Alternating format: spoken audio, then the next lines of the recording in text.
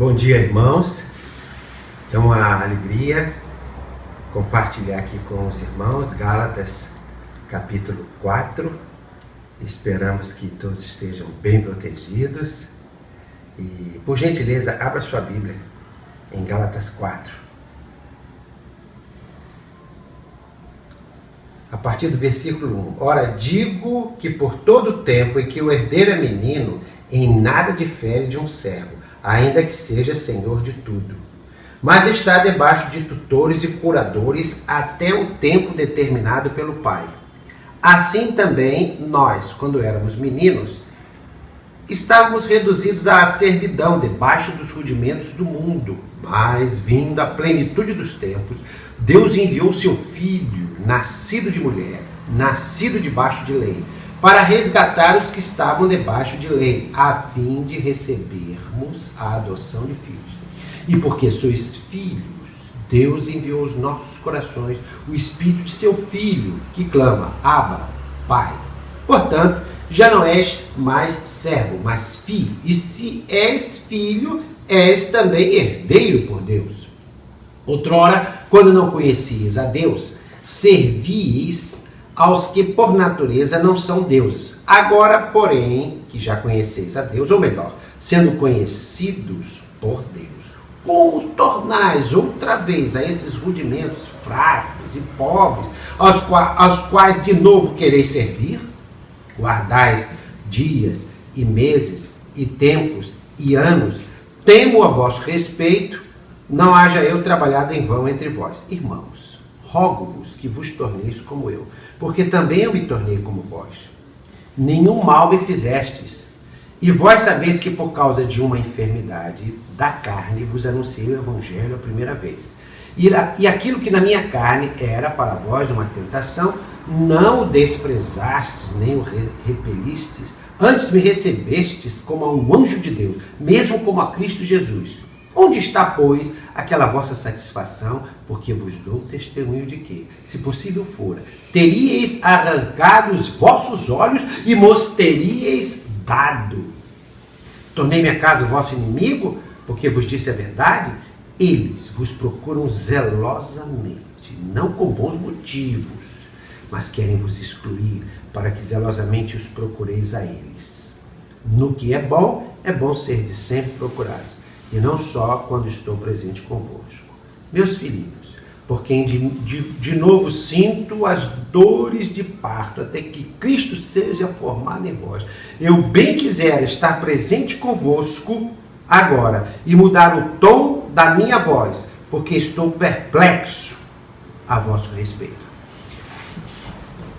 Paulo, na sua argumentação, ele cita aqui um capítulo anterior, 3, os versículos 6 e 7, ele cita a chamada de Abraão.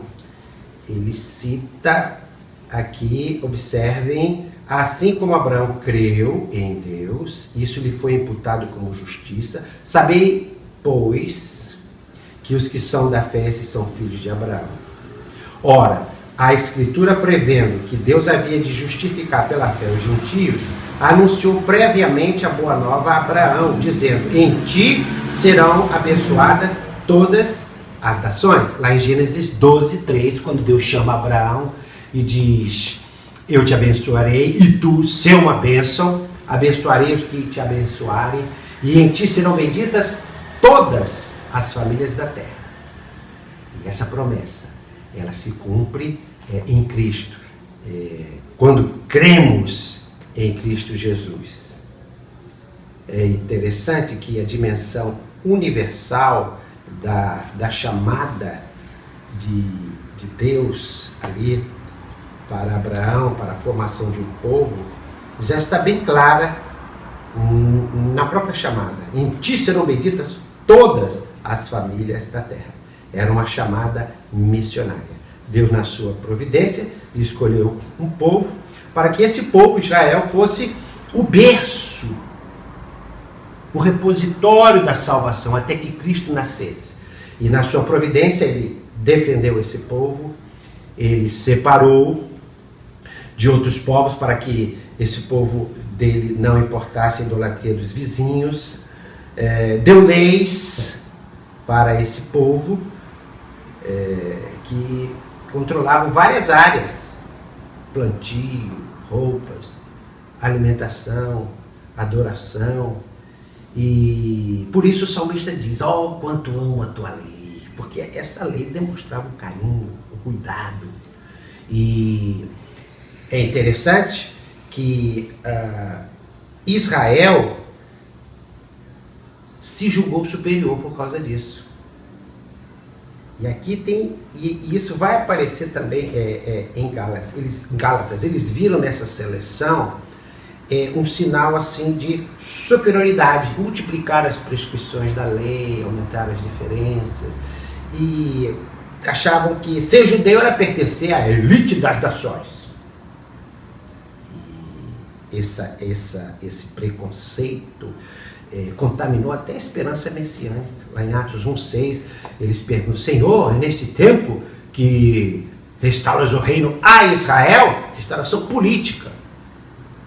Por isso Cristo foi uma frustração. Eles esperavam um rei herói, um rei que conquistasse reino sobre reino. Enfim, a visão do reino era um mundo só de judeus. E Jesus é o rei da humanidade. Os judeus convertidos, eles não se misturavam à mesa. Em Atos nós vemos esse movimento na medida em que os gentios, os não-judeus, são incluídos no cristianismo, se convertem, os judeus se auto-excluem. E nós observamos que eles chegavam ao ponto de exigirem que os não-judeus adotassem os costumes dos judeus. Aí o Espírito Santo abriu a mente de Pedro com 3 visões de um grande lençol com répteis, quadrúpedes e aves. E Pedro, levanta-te e come. Ele disse: não, coisa impura. Eles: não chame comum aquilo que Deus purificou.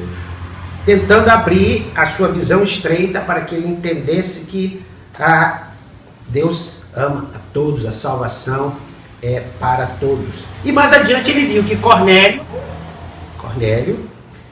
recebeu o Espírito Santo, lá em Atos 10, sem circuncisão, né? A marca distintiva do crente, que é o Espírito Santo. Aliás, Paulo pergunta aqui nessa carta: só quero saber isso de vós, recebestes o Espírito pelas obras da lei ou pelo ouvir com fé?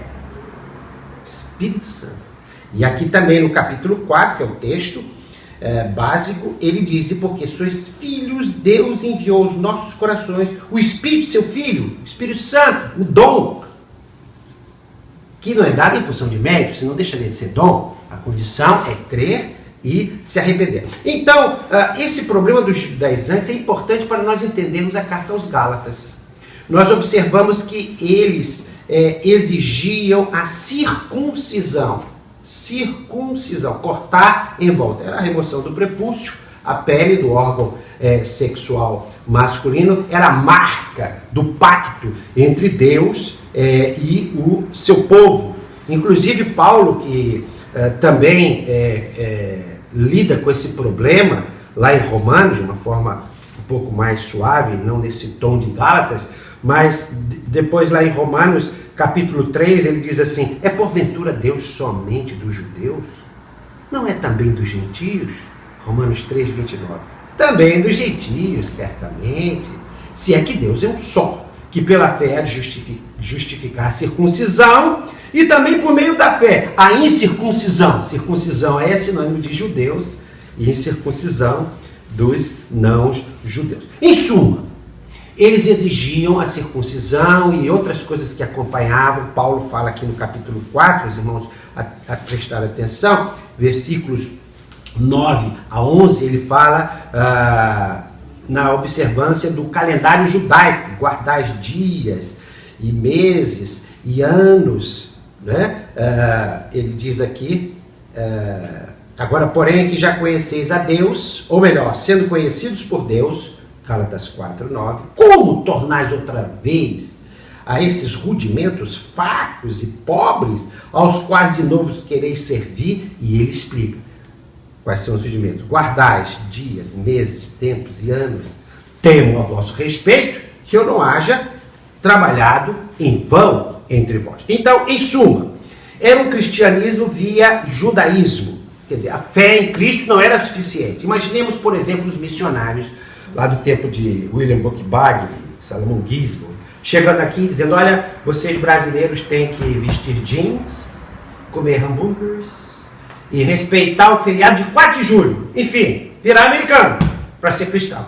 Era esse absurdo que está sendo combatido aqui, e foi a origem do Concílio de Jerusalém, lá em Atos 15, que está ligado a Gálatas 2. Lá em Atos 15, aquela grande reunião, havia o perigo de surgir ali 2 denominações, a judaica e a gentia. Então a liderança toda se reuniu, foi uma sessão, mas abençoada. Tiago presidiu, irmão do Senhor. E é interessante, lá em Atos 15, nós, que também joga a luz em Gálatas 2, Atos 15, alguns que tinham descido da Judéia ensinavam aos irmãos: se não vos circuncidardes, segundo o rito de Moisés, não sereis salvos. Aí se levantaram, pediram a palavra, versículo 5, alguns da seita dos fariseus, que tinham crido, levantaram-se dizendo que era necessário circuncidá-los e mandar-lhes observar a lei de Moisés. Então eram esses judaizantes que estavam sendo combatidos aqui. Felizmente, aquela decisão, né, cristianismo puro ou cristianismo mais cerimonialismo, foi resolvida quase unanimemente. Pareceu bem ao Espírito Santo e a nós não vos impor mais encargo algum. A proposta passou, aquela proposta de salvação pela fé, e ponto, passou. E nós observamos que, graças a Deus, né, eles unanimemente fizeram isso. Então Paulo, ele dá uma resposta aqui em Gálatas, e ele diz que o propósito de Gálatas é advertir os cristãos da Galácia do perigo desses perturbadores. Ele diz assim: certos perturbadores. Observe lá, Gálatas capítulo 1, versículo 7. Olha aqui, estamos vendo o propósito da carta aos Gálatas, porque esse tom todo, né, o qual ele diz assim: eu estou admirado de que tão depressa estejais desertando daquele que vos chamou da graça de Cristo para outro evangelho, o qual não é outro. Ele diz aqui: senão que há alguns que vos perturbam e querem perverter o evangelho de Cristo. E são esses que estão inquietando, são esses falsos irmãos intrusos. Então essa carta de Gálatas caiu como um raio nos oponentes de Paulo, uma argumentação, assim, uma lógica iluminada. Ele diz assim, lá em capítulo 2, 21, não faço nula a graça de Deus, porque se a justiça vem mediante a fé, Cristo morreu em vão. Ele diz, né? Ele fala isso, ele diz assim: vós, os que vos justificais pela lei, da graça decaístes, não é nem no sentido moral aí, no sentido realmente teológico, de invalidar a graça de Deus. Ele diz isso lá no capítulo 5, versículo 4, olha lá, ó. Separados estáis de Cristo, vós os que vos justificais pela lei, da graça decaístes. Então aqui é o evangelho da graça. E Paulo diz: olha, se vai entrar nesse caminho, o caminho que ele percorria bem, de guardar a lei, tem que guardar toda a lei, não pode escolher aqui ou ali, eles têm que guardar tudo, né? E quem é que vai, né, conseguir isso? Então Paulo argumenta, faz um apelo para a amizade, a recepção calorosa que ele teve, era um meio de persuasão. Ele fala nesse tom, um tom assim muito forte. Ele diz assim: ainda que nós mesmos, ainda que, né, ele se anatematiza, ainda que nós mesmos, ou um anjo do céu traga outro evangelho, maldição, não existe outro evangelho, né? E o próprio Pedro diz que resistiu na cara, na frente de todos. Por quê? Porque Pedro foi inconsistente. Ele diz isso aqui no capítulo 2, versículo 11. Ele fala: quando porém Cefas veio a Antioquia, resistiu-lhe na cara, porque era repreensível. Então era um homem que aqui estava defendendo com muito zelo a sã doutrina, atacaram a integridade dele, e com isso estava ameaçado o evangelho que ele pregava. Então, parte de Gálatas é bem biografia, autobiografia, né? Porque nós precisamos entender, meus queridos irmãos, esse relacionamento de Paulo com a lei. Se o homem, por exemplo, expressasse seus modos de vida como sinal de sua nacionalidade, ele não tinha nada que questionar. Nada que questionar. A gente observa, mas se esses costumes eram colocados entre uma alma e Deus, ou entre um cristão e seu próximo, aí encontrariam nele um opositor inflexível. E nós observamos que Paulo não dissuadia os judeus de serem judeus, de viverem como judeus. Não fazia isso. Ele mesmo, sendo judeu, ele circuncidou Timóteo, praticou o voto nazarita em Secreia, Atos 18, ritual de purificação em Jerusalém, Atos 21, mas como expressão da sua religiosidade, da sua nacionalidade, às vezes como estratégia missionária, nunca como meio de salvação. Isso não. Então, essa carta é muito oportuna hoje por alguns motivos. O problema da circuncisão está superado, mas a atualidade dessa carta é fantástica. Eu queria, agora nessa segunda parte, destacar alguns princípios, uma aplicação. Primeira coisa, essa expressão nada além. Repare que em Gálatas 1, ele diz assim, ainda que um anjo do céu, nós mesmos, vos pregasse outro evangelho além do que já vos pregamos. Se alguém vos pregar outro evangelho além do que já recebeste. Então, muita atenção para isso. Não podemos acrescentar nada a esse evangelho. Nada a esse evangelho. Fé e ponto final. Fé mais alguma coisinha, já virou outro evangelho. Já virou outro evangelho. O carcereiro de Filipos perguntou, o que é que eu faço? Diz, crê no Senhor Jesus e serás salvo. Tu e a tua casa. Atos 16, 31. O outro princípio aqui que eu acho importante, nós não pregarmos moralidade, pregarmos arrependimento. Moralidade não salva. Moralidade leva ao erro da salvação pelas obras. Torna inválida a graça. Nós temos que pregar o arrependimento. Como aconteceu com Cornélio. Mas nós precisamos pregar a velha mensagem. Mensagem de arrependimento. Passamos primeiro a árvore nova. E depois virão os frutos. Só depois. Muito importante isso. Outra lição que observamos aqui, nós avaliarmos à luz desse texto as nossas motivações. Será que a nossa obediência é farisaica? É uma obediência para nós segurarmos a nossa salvação, para nós... Não. Deve ser, a nossa motivação é uma obediência fruto da gratidão. Aliás, Paulo, na parte final da carta, ele fala muito sobre isso, fomos chamados à liberdade, mas não useis da liberdade para dar ocasião à carne, antes servivos uns aos outros. Pelo amor. Gálatas 5:13. E aí ele passa a falar de boas obras, da ética e do Espírito Santo. Obras que expressam essa fé genuína, autêntica.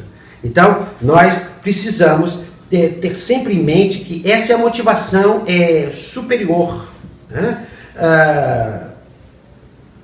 Salvação é graça, não é recompensa de nenhum comportamento do homem, nem mesmo perseveramos. Perseveramos porque somos salvos. E se alguém continuamente abusa dessa liberdade, eu sou salvo, faço o que eu quiser, esse não é um pensamento de um crente, de um cristão.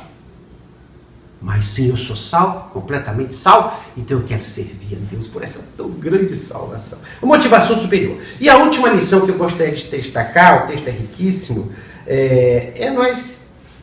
para mim foi a que mais me tocou por causa do momento que nós estamos vivendo, é que nós precisamos escolher bem as batalhas. É interessante que Paulo era um homem de paz. Ele mesmo falando para uma igreja dividida, Corinto, lá na sua carta 1 aos Coríntios 9, 22, ele diz assim, fiz-me tudo para todos, judeu para os judeus, gentil para os gentios, forte para os fortes, fraco para os fracos, tudo para todos, para por todos os meios, chegar a salvar alguns. Era a sua estratégia a missionária. Então nós não confundirmos hoje costumes com princípios. Tradição com revelação. Isso é muito importante. Paulo, ele faz um apelo aqui, ele era o mais conciliatório dos homens. Nós observamos aqui, onde a sã doutrina não estava em jogo, não havia nenhum risco, ele apelava aos cristãos para que fossem especialmente sensíveis com aqueles, atenciosos com aqueles que tinham certos escrúpulos, tinham uma consciência mais sensível, né? Até o ponto de limitar a própria liberdade em favor da unidade. Ele mesmo, apóstolo da liberdade, ele foi um exemplo disso. Abriu mão de sustento para não dar ocasião aos adversários. Virou vegetariano. Tudo para todos, né? E nessa pandemia, meus irmãos, nós temos aprendido isso, o real valor das coisas. Nós perdemos muito tempo e energia com questões secundárias. Eu estava lendo de Peter Drucker, o gestor eficaz. Ele disse: o gestor eficaz sabe que para conseguir força, ele precisa tolerar as fraquezas. Focar na fraqueza é um erro. Como nós precisamos realmente... aquele conselheiro disse isso, né? Abrir os olhos antes de casar. Bem, abrir. Depois não fecha. Fecha para muita coisa. Celebra até a diversidade. Né? Então, não são as questões essenciais, repare, de doutrina que o inimigo mais usa para dividir, para semear contendas. Não. A festa o diabo faz é quando ele semeia o orgulho entre o irmão que canta um hino e aquele que canta um cântico ritmado. Entre aquele que bate palmas, aquele que fica em silêncio, o que diz aleluia, roupas, costumes, tipos de instrumentos. Nessa miudeza aí é que ele realmente, né, ele faz com que o forte não seja flexível com o fraco. Nós falhamos, meus irmãos, na aplicação desse princípio que Paulo usa aqui, inclusive, ele deixa bem claro isso na primeira carta aos Coríntios 8:13, aqui eu concluo. Pelo que se a comida fizer tropeçar, meu irmão, nunca mais comerei carne, para não servir de tropeço a meu irmão. Ele condicionava a sua própria liberdade por amor à unidade. Limitava, aliás, liberdade nenhuma é diminuída pelo amor. Então que Deus nos dê sabedoria para nós escolhermos bem a batalha, né? E sabermos às vezes até nos, por amor à unidade, limitarmos essa liberdade. E que Deus nos abençoe. Amém.